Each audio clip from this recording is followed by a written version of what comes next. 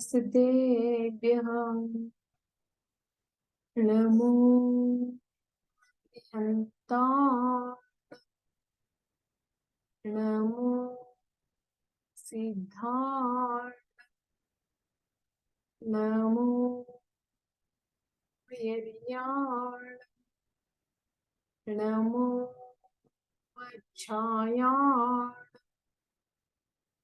नमो रोपे सवसाहुणम् ಏಸೋ ಪಂಚಣಮೋ ಯಾರೋ ಸವ್ವ ಪಾವಪ್ಪನಾಶನೋ ಮಂಗಲಾಣಂ ಚ ಸವ್ವೇಸಿಂ ಪಡಮಂ ಹವೈ ಮಂಗಲಂ ಪಡಮಂ ಹವೈ ಮಂಗಲಂ। जय बोलो पंच परमेष्ठी भगवान की जय। आचार्य भगवान श्री विद्यासागर जी महाराज की जय। नवाचार्य श्री समय सागर जी महाराज की जय। निर्यापक श्रमण मुनि श्री योग सागर जी नियम सागर जी सुधा सागर जी महाराज की जय। समस्त मुनि संघ की जय। ಎಲ್ಲರಿಗೂ ಜೈ ಜಿನೇಂದ್ರ। ನಾವು ಈಗಾಗಲೇ ದರ್ಶನ ಪಾಠವನ್ನ ಕೇಳಿದ್ದೀವಿ। ದರ್ಶನ ಪಾಠದ 2 ಕ್ಲಾಸ್ ಮುಗಿದಿದೆ। ನಿನ್ನೆ ಏನೋ ಟೆಕ್ನಿಕಲ್ ಎರರ್ ಇರೋದ್ರ ಕಾರಣ ನಿನ್ನೆ ಕ್ಲಾಸ್ ಅನ್ನ ಮಾಡಲಾಗಲಿಲ್ಲ, ಅದಕ್ಕಾಗಿ ಕ್ಷಮಿಸಿ।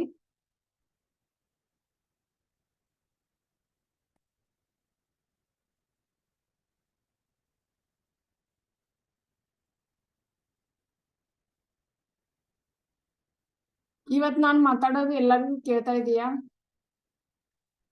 ಹಾ ದೀದಿ, ಕೇಳ್ತಾ ಇದೆ, ಕ್ಲಿಯರ್ ಆಗಿ ಕೇಳ್ತಿದೆ। ಆಯ್ತು ಆಯ್ತು।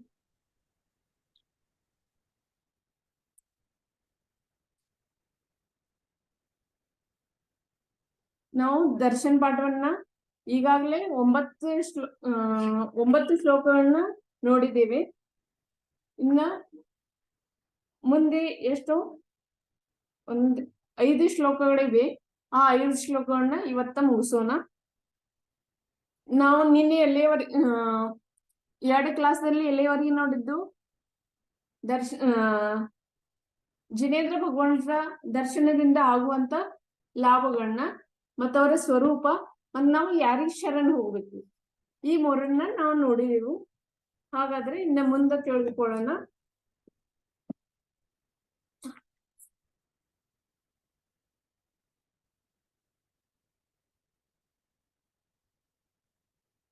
ಈಗ 10ನೇ ಶ್ಲೋಕವನ್ನ ಅಂದ್ರೆ ಮೊದಲು ಉಚ್ಚಾರ ಮಾಡೋಣ, ಆಮೇಲೆ ಅದರ ಅರ್ಥವನ್ನ ಸರಿಯಾಗಿ ತಿಳಿದುಕೊಳ್ಳೋಣ। ನಹಿ ತ್ರಾತ ನಹಿ ತ್ರಾತ ನಹಿ ತ್ರಾತ ಜಗತ್ರೈ ವೀತರಾಗತ್ ಪರೋ ದೇವೋ ನ ಭೂತೋ ನ ಭವಿಷ್ಯತಿ। 10ನೇ ಶ್ಲೋಕ ನೋಡ್ತಾ ಇದ್ದೀರಲ್ಲ, ನಹಿ ತ್ರಾತ ನಹಿ ತ್ರಾತ ನಹಿ ತ್ರಾತ ಅಂದ್ರೆ ಇಲ್ಲಿ 3 ಸಲ ತಗೊಂಡಿದ್ದಾರೆ। ನಹಿ ತ್ರಾತ ಅಂದ್ರೆ ನಮಗೆ ಯಾರೂ ರಕ್ಷಕರಿಲ್ಲ। ನಹಿ ತ್ರಾತ ಅಂದ್ರೆ ನಮಗೆ ಯಾರೂ ರಕ್ಷಕರಿಲ್ಲ। ನಹಿ ತ್ರಾತ ಅಂದ್ರೆ ನಮಗೆ ಯಾರೂ ರಕ್ಷಕರಿಲ್ಲ। ಮುಂದೆ ಜಗತ್ರಯ, ಜಗತ್ರಯ ಅಂದ್ರೆ ಜಗತ್ತಿನಲ್ಲಿ ಈ ಜಗತ್ತಿದೆಯಲ್ಲ, 3 ಲೋಕದ ಜಗತ್ತಿದೆಯಲ್ಲ, ಈ ಜಗತ್ತಿನಲ್ಲಿ ಯಾರು ನಮ್ಗೆ ರಕ್ಷಕರಿಲ್ಲ ರಕ್ಷಕರಿಲ್ಲ ರಕ್ಷಕರಿಲ್ಲ ಈ ರೀತಿ ಹೇಳಿದ್ದಾರೆ। 3 ಜಗತ್ತು ಯಾವ್ಯಾವು? 3 ಲೋಕ ಯಾವ್ಯಾವು? ಒಂದು ಊರ್ಧ್ವಲೋಕ, 2ನೇದು ಮಧ್ಯಲೋಕ, 3ನೇದು ಅಧೋಲೋಕ। ಊರ್ಧ್ವಲೋಕದಲ್ಲಿ ಸ್ವರ್ಗಾದಿ ದೇವತೆಗಳಿದ್ದಾವೆ, ಮಧ್ಯಲೋಕದಲ್ಲಿ ಮನುಷ್ಯ ಮತ್ತು ತಿರ್ಯಂಚರು ಇದ್ದಾರೆ, ಆಮೇಲೆ ಅಧೋಲೋಕದಲ್ಲಿ ನಾರಕಿ ಜೀವಿಗಳು ಇದ್ದಾವೆ।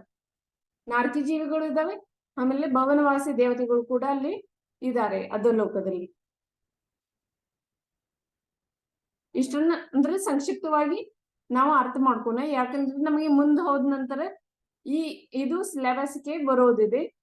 ಆ ಸಿಲೆಬಸ್ ಬರೋಕ್ಕಿಂತ ಮುಂಚೆನೆ ಒಂದ್ ಸ್ವಲ್ಪ ಐಡಿಯಾ ಇರ್ಬೇಕಂತ ಹೇಳಿ ಇದು ಹೇಳ್ತಾ ಇರೋದು.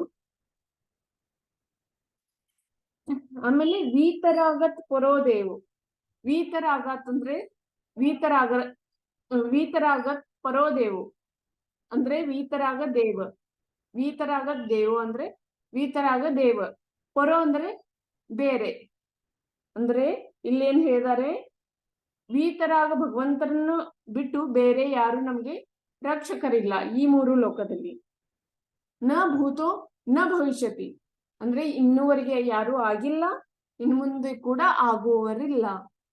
ಅಂದ್ರೆ ಇಲ್ಲಿ ಹೇಳಿರೋದು ಮಾತ್ರ ನಹಿ ತ್ರಾತ ಜಗತ್ರೇ ಅಂದ್ರೆ ಈ ಜಗತ್ತಿನಲ್ಲಿ ವೀತರಾಗ ದೇವರ ಹೊರತಾಗಿ ಬೇರೆ ಯಾರು ನಮ್ಗೆ ರಕ್ಷಕರಿಲ್ಲ. ಈ ಭೂತಕಾಲದಲ್ಲಿ ಅಂದ್ರೆ ಇನ್ನೂವರೆಗೆ ಯಾರು ಆಗಿ ಹೋಗಿಲ್ಲ, ಮುಂದೆ ಯಾರು ಆಗುವವರಿಲ್ಲ, ಈಗನೂ ಕೂಡ ಯಾರು ಇಲ್ಲ ಅಂತ ಹೇಳಿ ಈ ರೀತಿ ಇಲ್ಲದ್ರೆ ಈ ಶ್ಲೋಕದಲ್ಲಿ ಹೇಳಲಾಗಿದೆ. ಆಮೇಲೆ ಇನ್ನು ಮುಂದಿನ ಶ್ಲೋಕವನ್ನ ನಾವು ನೋಡೋಣ. ಜಿನೇ ಭಕ್ತಿರ್ ಜಿನೇ ಭಕ್ತಿರ್ ದಿನೇ ದಿನೇ ಸದಾ ಮೇಸ್ತು ಭವೇ ಭವೇ. ಅಂದರೆ ಜಿನೇ ಭಕ್ತಿ, ಇಲ್ಲಿ ಏನಾಗಿದೆ, ಇದು ಸಂಧಿಯಾಗಿದೆ. ಜಿನೇ ಭಕ್ತಿ ಇದ್ದದ್ದು ಜಿನೇ ಭಕ್ತಿರ್ ಆಗಿದೆ. ಯಾಕಂದ್ರೆ ಇಲ್ಲಿ ನಾವು ಸಂಧಿಯನ್ನು ಮಾಡುವಾಗ ವಿಸರ್ಗ ಸಂಧಿ ಅಂತ ಹೇಳಿದೆ, ಆ ಸಂಧಿ ಆಗುವಾಗ ಇಲ್ಲದ್ರೆ ಇಲ್ಲಿ ವಿಸರ್ಗದಿದ್ದು ರಕಾರ ಆಗುತ್ತೆ. ಜಿನೇ ಭಕ್ತಿರ್ ದಿನೇ ದಿನೇ ಅಂದ್ರೆ ಜಿನೇಂದ್ರ ಭಗವಂತರ ಭಕ್ತಿ ದಿನೇ ದಿನೇ ಅಂದ್ರೆ ದಿನಾಲು, ಪ್ರತಿದಿನ.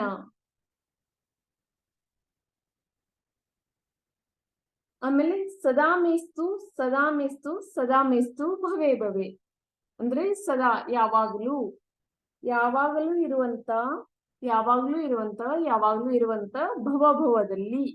ಭವಭವದಲ್ಲಿ ಅಂದರೆ ಇಲ್ಲಿ ಹೇಳಿರೋದು ಯಾವಾಗ್ಲೂ ಇರುವಂತ ಜಿನೇಂದ್ರರು ಅವರ ಮೇಲೆ ಭಕ್ತಿ ನನಗೆ ಪ್ರತಿದಿನ, ಪ್ರತಿ ಸಮಯ, ಪ್ರತಿ ಕ್ಷಣ ಉಂಟಾಗ್ಲಿ, ಇದೇ ರೀತಿ ಭಕ್ತಿ ಉಂಟಾಗ್ಲಿ ಅಂತ ಹೇಳಿ ನಾವು ಜಿನೇಂದ್ರ ಭಗವಂತರ ಹತ್ರ ಯಾಚನೆ ಮಾಡ್ತಾ ಇದ್ದೀವಿ.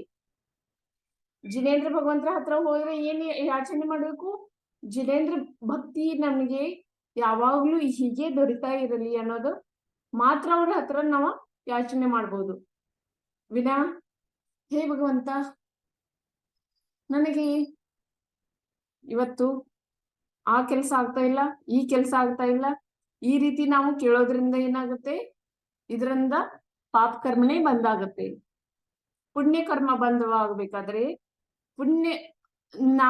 ನಾವು ಯಾವಾಗ್ಲೂ ಜಿನೇಂದ್ರ ಭಕ್ತಿ ಹೊರತಾಗಿ ಬೇರೆ ಯಾರ ಭಕ್ತಿಯನ್ನು ಮಾಡೋದಿಲ್ಲ ಅನ್ನೋದು ನಮ್ಮಲ್ಲಿ ಶ್ರದ್ಧೆ ಉಂಟಾಗಬೇಕು. ಅಂದಾಗ ಮಾತ್ರ ನಾವು ಪುಣ್ಯ ಕರ್ಮವನ್ನು ಕಟ್ಕೊಳ್ತೇವೆ. ಅದು ಲಾಸ್ಟ್ ನಿಶ್ಚಯ. ನೀವು ಹೀಗೆ ಅನ್ಬೋದು, ಪುಣ್ಯ ಕರ್ಮನೂ ಕಟ್ಕೋಬಾರ್ದು, ಪಾಪ ಕರ್ಮನೂ ಕಟ್ಕೋಬಾರ್ದು, ನಾವು ಡೈರೆಕ್ಟ್ ಮೋಕ್ಷಕ್ಕೆ ಹೋಗ್ಬೇಕು ಅಂತ ಹೇಳಿ. ಎಲ್ಲಿಯವರೆಗೆ ನಾವು ಸ್ತ್ರೀ ಪರ್ಯಾಯದಲ್ಲಿದ್ದೇವೆ, ಎಲ್ಲಿವರೆಗೆ ಮುನಿ ದೀಕ್ಷೆಯನ್ನು ತೆಗೆದುಕೊಳ್ಳೋದಿಲ್ಲ, ಪುರುಷ ಪರ್ಯಾಯದಲ್ಲಿ ಇದ್ದು ಮುನಿ ದೀಕ್ಷೆಯನ್ನು ತೆಗೆದುಕೊಳ್ಳೋ ಭಾವ ಆಗೋದಿಲ್ಲ, ಅಲ್ಲಿವರೆಗೆ ನಾವು ಪುಣ್ಯ ಕರ್ಮದ ಸಂಚಯವನ್ನು ಮಾಡ್ಕೊಳ್ಳೇಬೇಕಾಗುತ್ತೆ. ಆಮೇಲೆ ಇಲ್ಲಾದ್ರೆ